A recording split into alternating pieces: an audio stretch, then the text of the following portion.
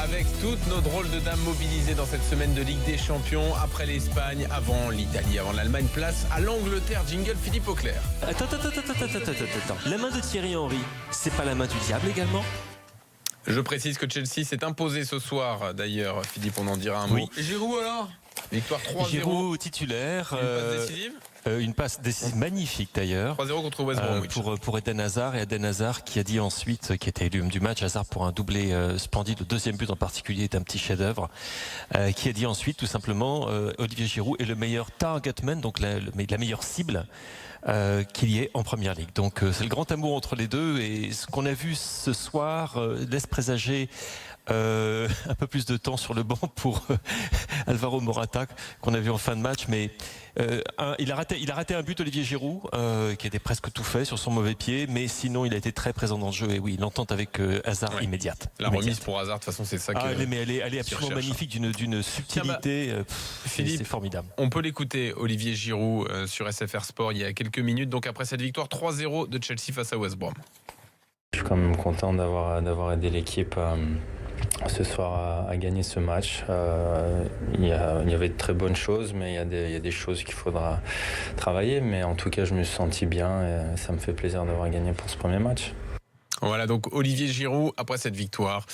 Philippe, on y va tout de suite pour ton avis tranché, donc qui concerne Rafa Benitez. Oui, parce qu'on n'en parle pas beaucoup, et c'est un petit peu normal dans la mesure où Newcastle, le club où il est depuis 2016, est un club qui a des petits problèmes, dirons-nous.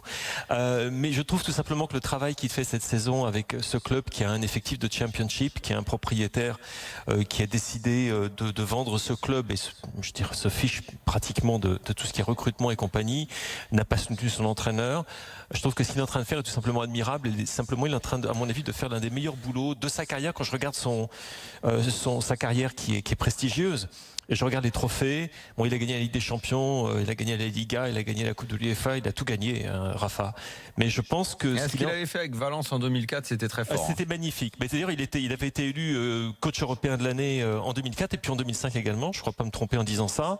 Mais oui, enfin, en même temps, en 2005, oui. Oui, on se comprend. C'était pas rien. C'était ses grandes années. Enchaîner Valence, et il emmène le titre à Valence, plus une Coupe d'Europe. Il enchaîne avec Liverpool et bim, Ligue des Champions. Oui, ce qu'il fait également avec Chelsea en 2012-2013, quand il va chercher la Ligue Europa alors que le club est au fond du trou, et qu'il le qualifie également pour la Ligue des Champions. Non, je trouve que c'est un entraîneur dont on parle peut-être un petit peu moins que des autres, parce que c'est vrai, c'est un petit peu le tonton un peu grognon, il a cette personnalité que moi j'adore, mais bon, c'est pas quelqu'un de très très médiatique ou de très charismatique. C'est un vrai homme de football. Moi j'aime beaucoup, je m'entends très bien avec lui. C'est pas un copain. Il est compliqué. Ça, il est compliqué avec les joueurs. Ça s'est pas bien passé.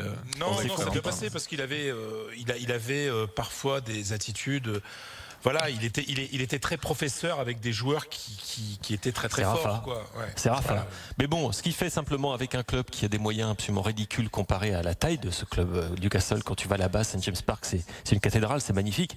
Je trouve que c'est tout simplement admirable, et que plutôt que on parle beaucoup des entraîneurs qui gagnent plein de trophées, montre-moi tes médailles et tout ça, et de temps en temps un travail qui est fait sans nécessairement gagner de médaille est tout aussi remarquable. Et ce que je voulais souligner après cette victoire arrachée contre Manchester United, en produisant du jeu et en se battant comme a dit José Mourinho, il a dit ils se sont battus comme des animaux, et pour lui c'était un compliment. Mourinho qui au passage a étreint Rafa à la fin du match, c'est que ça me fait surprendre. Oui. Qui s'est passé ? Et qui s'est répandu en compliments sur la performance de Newcastle, en disant que c'était magnifique, qu'ils avaient tout donné, même des choses qu'ils n'avaient pas, etc. Je pense que c'est le message. Qui pourrait prendre exemple, Mourinho, qu'il aille diriger une petite équipe pour qu'on voit, non ? Ouais, il y a de ça. Et ça pourrait lui faire du bien de se ressourcer, parce qu'on peut pas dire que ça aille très très fort pour lui. Là, c'est pas aller très fort dans ce cas-là. Donc, je passe de Rafa à Manchester United. Je crois que c'est normal, dans la mesure. On se régale toujours autant à Old Trafford ? Là, on se régalait pas à St James Park. C'était à St James Park, mais bon, les résultats sont pas fantastiques. Et le problème, c'est que derrière, ça revient, mine de rien. Et que tu regardes le classement ce soir, Daniel. Puis on voit surtout que Pogba progresse, Martial. Bon, là, je m'intéresse aux Français, mais on sent des joueurs qui progressent avec Mourinho. Martial, en plus de ça, joue sur son mauvais côté. Il est un petit peu désorienté, et du coup, il perd de la confiance. On sait que c'est pas un garçon qui a énormément de confiance pour commencer. Paul Pogba de nouveau remplacé.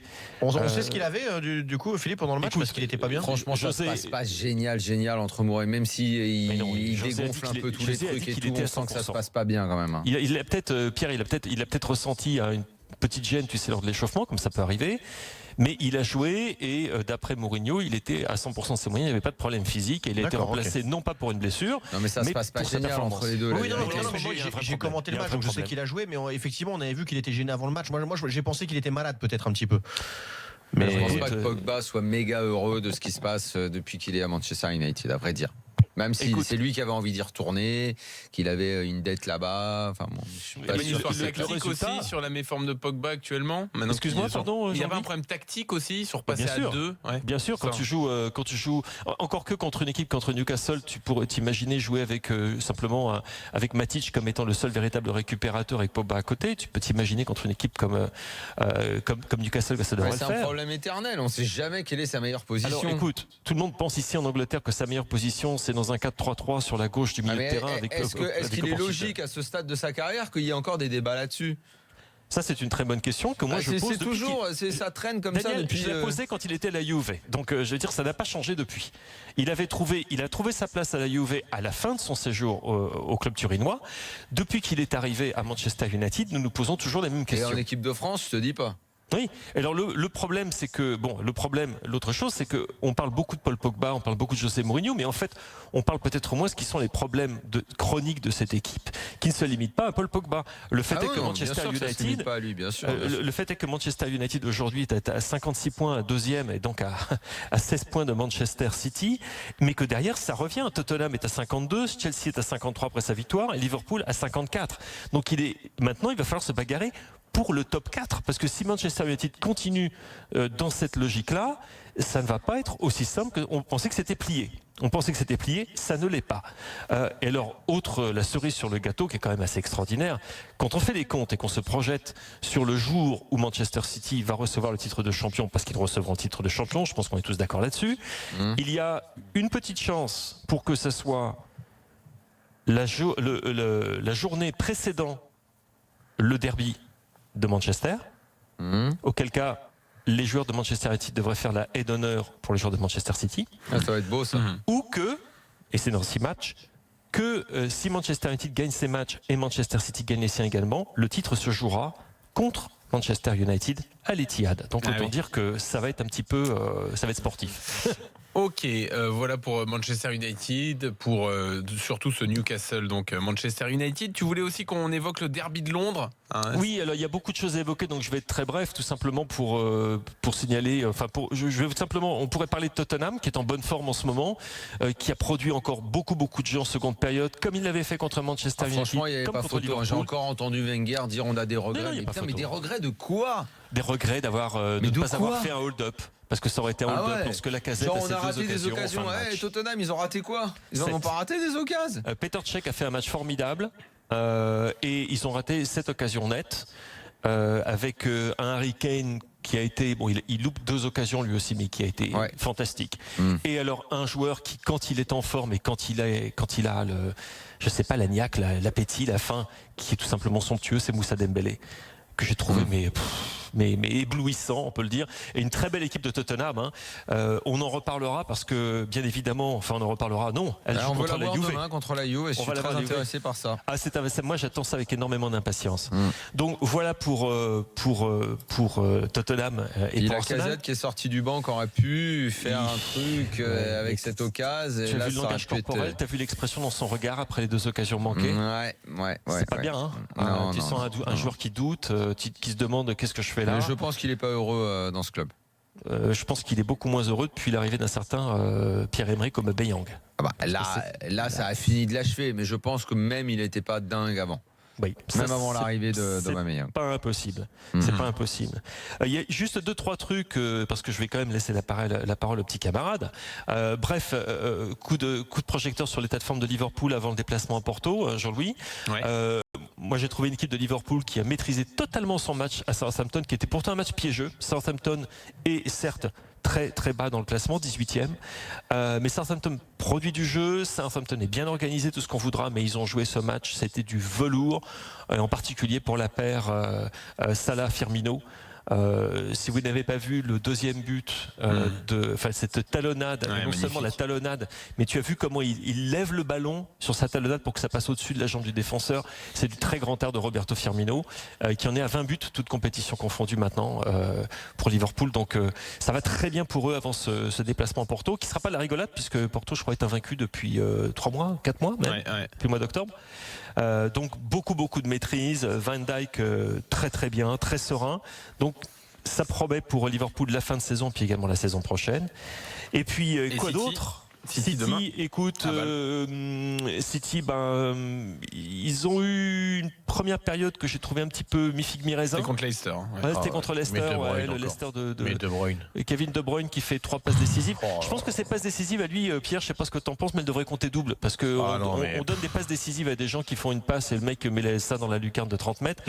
La première et la troisième, on a presque l'impression que on banalise maintenant ce qu'il fait, mais alors la deuxième où il a pas d'angle, quoi. Je sais même pas comment il arrive à la voir, la deuxième. Ça, à l'écran là, les gens voient la première, mais la deuxième qu'il fait, où la deuxième, c'est pour qui? C'est pour Agüero. Quand Agüero est déjà dans les 6 mètres, mais comment t'as plus aucune profondeur, il arrive à lui mettre. Le Kun qui, on n'en parle d'ailleurs pas suffisamment. On est maintenant à 197 buts, un quadruplé de plus, son 12e hat-trick, je crois, pour Manchester City, à 3 buts seulement des 200 pour Manchester City. C'est ce que fait ce mec, c'est absolument extraordinaire. On n'en parle pratiquement jamais. Juste sur De Bruyne, effectivement, ses passes sont magnifiques, mais je pense qu'il faut mettre en avant, c'est le travail de Guardiola, c'est qu'il y a autant de mouvements pour donner ses passes, justement. Parce que si t'as pas le joueur qui fait l'appel, le bon déplacement, le bon mouvement, oui, forcément.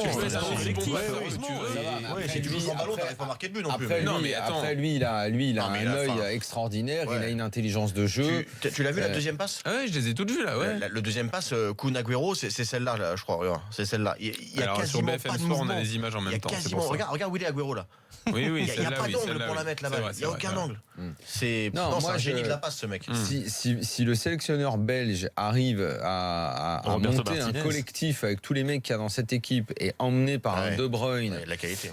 S'ils arrivent à pas se marcher dessus avec Hazard, à lui trouver une bonne place, franchement, c'est une très très belle sélection. Alors, je sais pas, là, ça m'échappe en milieu def qui peuvent avoir. Nengolan. Fellaini, il est cramé, tout en blessé. Alex Witsel. C'est plus Witsel, mais qui est parti loin maintenant et qui, je sais pas, c'est pas si moche. Tillmans. C'est peut-être le secteur où, mais pour le reste, ils ont des joueurs. La défense centrale, de Vertonghen, dans le sélection. Courtois dans les. On arrête là sur l'Angleterre. On a tout dit, Philippe, on a fait le tour. Juste une chose par laquelle je voudrais terminer, qui est de nouveau une nouvelle tragique. Il y en a beaucoup en ce moment, mais celle-là est particulièrement tragique. C'est le décès de Liam Miller, l'ancien joueur de Manchester United, Hibernian et Celtic. Qui jouait encore il y a de cela 1 an et demi et qui a été emporté par un cancer du pancréas à l'âge de 36 ans, l'international irlandais, et qui laisse 3 enfants en bas âge. C'est horrible. Il a été inhumé aujourd'hui. Roy Keane était là, enfin tous les gens de l'équipe d'Irlande étaient là. Donc un salut très triste à ce joueur qui n'a jamais été au top du top, mais qui a été un excellent pro, Liam Miller, et qui avait joué également pour Sunderland, mais donc on se souvient pour Manchester United et le Celtic en particulier. Voilà. En ce moment, Philippe, c'est toutes les semaines. En ce moment, c'est horrible. C'est horrible. Absolument. Messieurs, dans un instant, nous partons des séries. En Italie. Avis tranché de Simone Rovera sur la Juve, plus solide que jamais. Il va nous expliquer pourquoi dans quelques secondes. À tout de suite dans l'after.